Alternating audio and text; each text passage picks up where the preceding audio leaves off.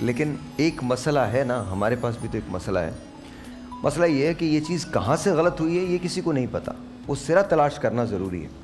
آپ مثالی انسان کہہ تو دیتے ہیں کہ ہم سب مثالی انسان بن جائیں, ایٹ دا سیم ٹائم یہ ساری بڑی ناول باتیں ہیں جو ہمیں کتابوں میں ملتی ہیں, جو ہم اس وقت بیٹھ کے کرتے ہیں جب ہمارے پاس چیزیں اویلیبل ہوتی ہیں. جو بھوک سے روز لڑ رہا ہو نا, جو احتیاج سے روز لڑ رہا ہو, اس کو آپ فکر کے آداب نہیں سکھا سکتے. اس کو آپ یہ نہیں بتایا جاتا بالکل مارا جاتا ہے. یار مطلب کڑے فیصلے حکومت کو کرنے ہیں, آپ کے لیے کرنے کڑے فیصلے. ایک بام گرایا آپ پہ, 9 روپے کی سمری بھیج دی انہوں نے کہ 9 روپے مہنگا ہوگا پیٹرول, 1 ہفتے کے بعد دوبارہ مہنگا ہو جائے گا, پھر اس کے بعد مہنگا ہو جائے گا, پھر آپ کے بجلی کے بلز مہنگے ہو جائیں گے. آپ کے بچے جو ہیں وہ گورنمنٹ اسکول کے اندر جائیں گے جہاں ٹیچر ہی نہیں ہوگا, ٹیچر کو خود تعلیم کی ضرورت ہے, اس اسکول کے اندر تو ہمارے بچے جاتے ہیں. اسپتال کے اندر چلے جائیں لائنیں لگی ہوتی ہیں. تو سر کہیں نہ کہیں ایسا ضرور ہے کہ ہم فکر تو سکھا سکتے ہیں. میں نے کیوں ٹاپک رکھا مثال انسان کا؟ آپ کو خود بھی جاگنا ہے. آج کے دور میں میری نظر میں مثالی انسان وہ ہے جو اپنے پرابلمز کو خود ٹیکل کرے, وہ مثالی انسان ہے. ورنہ یہ نشستیں لگتی رہیں گی. ہم امپریکٹیکل. ڈاکٹر صاحب کو مجھ سے بڑا اعتراض ہوتا ہے کہ میں انتہائی سادہ آدمی ہوں. انہوں نے ایک جملہ بولا ہے کل, مجھے بڑا دل کو لگا ہے. کہنے لگے میں آپ سے تو تعلقات ختم کر لوں گا کچھ عرصے کے بعد, بیکاز مجھے لگتا ہے کہ آپ, بٹ میں کیا, اب وہ شیخ آپ صحیح کہہ رہے ہیں. اب وہ ہے کہ جو آپ کو پتہ ہے کہ اس معاشرے میں بے ایمانی ہے, تو بے ایمان کو چھوڑنا نہیں ہے, بے ایمان کو پکڑنا ہے. ہاں, لیکن پتہ نہیں کیوں مجھے ایسے لگتا ہے کہ جیسے میں ہر چیز میں نا کہیں وہ پہلو تلاش کر لیتا ہوں جہاں مثبت چیزیں ہوتی ہیں. اب وہ غلط بھی ہو سکتا ہے, آپ میری زندگی سے واقف ہیں, غلط بھی ہو سکتا ہے, لیکن ایٹ دا سیم ٹائم مجھے میرے ساتھ اچھائی کیا ہے, مجھے ان جیسے لوگوں کی رفاقت نصیب ہے. کل ان کی اور میری بات ہو رہی تھی رات 2 بجے, رات 1:30 بجے. میں ڈاکٹر صاحب کو 4 بجے فون کر سکتا ہوں. مجھے لگتا ہے میں یہیں پر عرض کر دوں, میں خدا نہ خواستہ اللہ مجھے معاف کرے, میں ایک اپنی بڑائی, میں بہت ہی ایک عاجز, مجھے آپ کی طرح ایک دنیا سے جانے میں بیٹھے بیٹھے یہیں پہ سانس نکل جائے تو کوئی پتہ نہیں. لیکن میرے لیے سہار لودھی کا, صدر پاکستان کا, chief of the army staff کا, یا ہندو پاڑا جو میرے پاس بہت ہی پسماندہ علاقہ ہے, میں بہت ہی پسماندہ اور غریب ترین علاقے میں رہتا ہوں, تو اگر اس کا فون اور میں جاگ رہا ہوں تو میں ان کا فون بعد میں سنوں گا, chief of the army staff کا فون بعد میں سنوں گا, صدر پاکستان کا فون اس کو پہلے رپلائی کروں گا کیونکہ وہ کمزور ہے. بنیادی بات یاد رکھیے اپنے سے جو کمزور ہے, جو اپنے سے, ہمارا ساحر صاحب سب سے بڑا مسئلہ اس وقت آبادی ہے. میں چند روز پہلے کہیں گیا ہوا تھا تو میں نے کہا کہ رسول اللہ صلی اللہ علیہ وآلہ وسلم نے دعا مانگی کہ ابغض البلا, مجھے کثرت اولاد سے بچا. اور حضرت مولا علی کرم اللہ وجہہ کا یہ ابھی یوم شہادت کل 2 دن پہلے گزرا. تو خدا کے واسطے اپنی population management, it is not the like a western concept which is we call a family planning, it's a family planning management, کہ وہ صحابہ کرام رضوان اللہ تعالیٰ اجمعین جو مسلمان ہوئے تھے 22 سال کی عمر میں اور 82 سال کی عمر میں ان کی ڈیتھ ہوئی اور ان کے 2-3 بچے ہیں, اور ایک صحابہ کرام وہ بھی ہیں کہ جن کی 22 سال کی عمر میں شادی ہوئی, مسلمان ہوئے اور ان کے 15 بچے ہیں.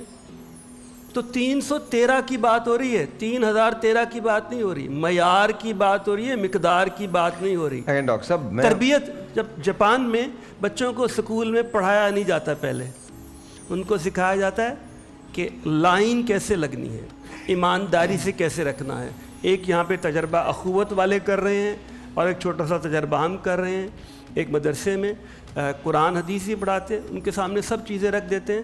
مجھے 4 سال ہو گئے ہیں 100 بچوں کو لائن لگانے کے لیے, مجھے 4 سال ہو گئے ہیں. سب سے بڑا بچہ 12 سال کا ہے اور سب سے چھوٹا 6 سال کا ہے. 4 سال سے ان کو بھی لائن لگانا نہیں سکھا سکا. سر اس کا ریزن ہے, دیکھیں ہم جو بات کر رہے ہیں ہم پرابلم حل کرنے کی کوشش نہیں کر رہے ہیں, ہم اوپر سے صاف کرنے کی کوشش کر رہے ہیں. جب آپ اوپر سے صاف کرنے کی کوشش کریں گے چیزیں ٹھیک نہیں ہوں گی, کبھی ٹھیک نہیں ہوں گی. ہم کیسے ایک میں بات کرنا چاہتا ہوں, کبھی ٹھیک نہیں ہوں گی. ڈاکٹر صاحب آپ مر جائیں گے, میں مر جاؤں گا, یہ مر جائیں گے, ہزاروں لوگ مر جائیں گے. ہمارے ملک میں جتنی NGO کام کرتی ہیں شاید دنیا کے کسی ملک میں نہیں کام کرتی ہوں گی. اپنے لیے کام کرتی ہیں, جس کے لیے بھی, میں آپ کو ویسے بتا رہا ہوں, لیکن جگہ نظر آتی ہے تو بن رہی ہے نا, جس کے لیے بھی کام کرتی ہیں. سوال یہ پیدا ہوتا ہے, اوکے ڈینش لوگوں کو کہا جاتا ہے کہ بڑے خوش لوگ ہیں وہ, ٹھیک ہے, ڈینش لوگوں کو کہتا ہے بڑے خوش لوگ ہیں. ہمارے ملک میں ہمارے برابر میں افغانستان ہے, خانہ جنگی میں رہا ہے, اس وقت اس کی اکانومی پاکستان سے بہتر ہے. ہمارے برابر میں ہندوستان ہے, اس کے برابر میں بنگلہ دیش ہے. دونوں ممالک اکانومی میں ہم سے بہتر ہیں. اگر میں پوٹینشل وائز دیکھوں کہ پوٹینشل کس ملک میں زیادہ ہے, باخدا, میں اس لیے نہیں کہہ رہا کہ میں پاکستانی ہوں, باخدا ہمارے ملک میں پوٹینشل ان تمام ممالک سے زیادہ ہے, ان تمام ممالک سے زیادہ ہے. نہیں نہیں نہیں نہیں نہیں نہیں نہیں نہیں نہیں, اس پہ تالی نہیں بجنی چاہیے. افسوس یہ ہے کہ آپ اس پوٹینشل کو استعمال ہی نہیں کرتے, یہ افسوس ہے. یہ فخر کی بات نہیں ہے کہ ہم باصلاحیت لوگ ہیں, یہ فکر کی بات ہے کہ ہم صلاحیت کا استعمال کیوں نہیں کر رہے ہیں. آئیے جی مل کے خوب نعرہ لگاتے ہیں کہ ہم دنیا میں سب سے بہتر لوگ ہیں. ہم سب سے بہتر بن سکتے ہیں, لیکن یہ کانسیپٹ ڈالا کس نے آپ کے ذہن میں کہ آپ کو کسی سے بھی بہتر بننا ہے؟ آپ کو اپنے آپ سے بہتر بننا ہے. آپ کا مقابلہ صرف اپنے آپ سے ہے.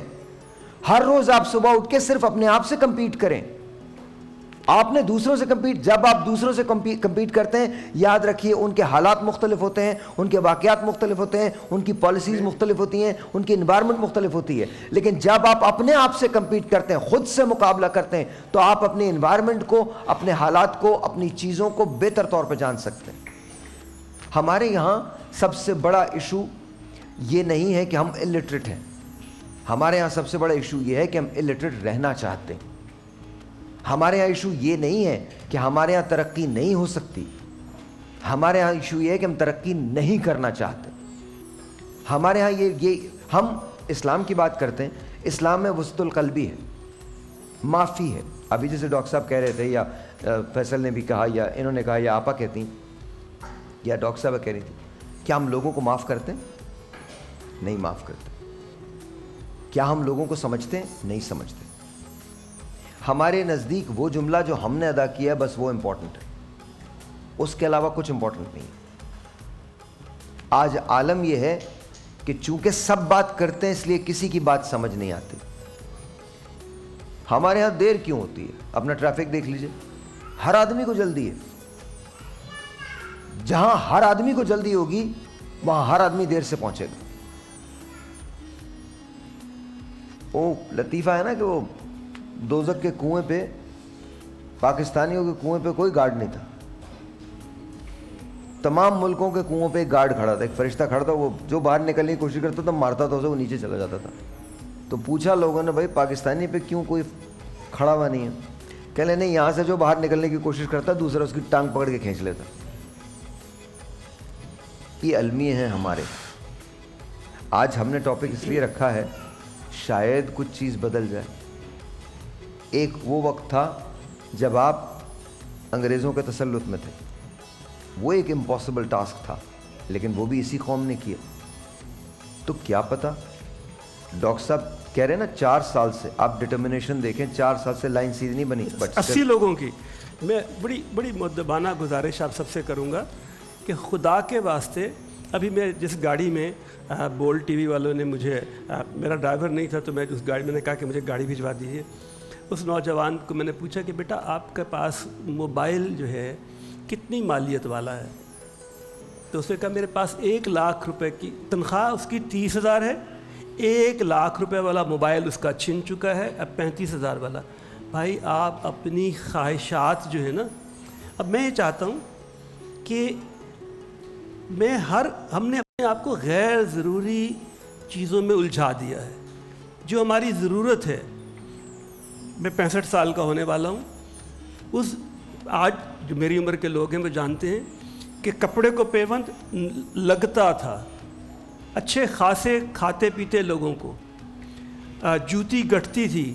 آج آپ سب کوئی مجھے بتا دے کون کوبلر کے پاس. ڈاکٹر صاحب مجھے ایک بریک لینا, بریک کے بعد کنٹینیو.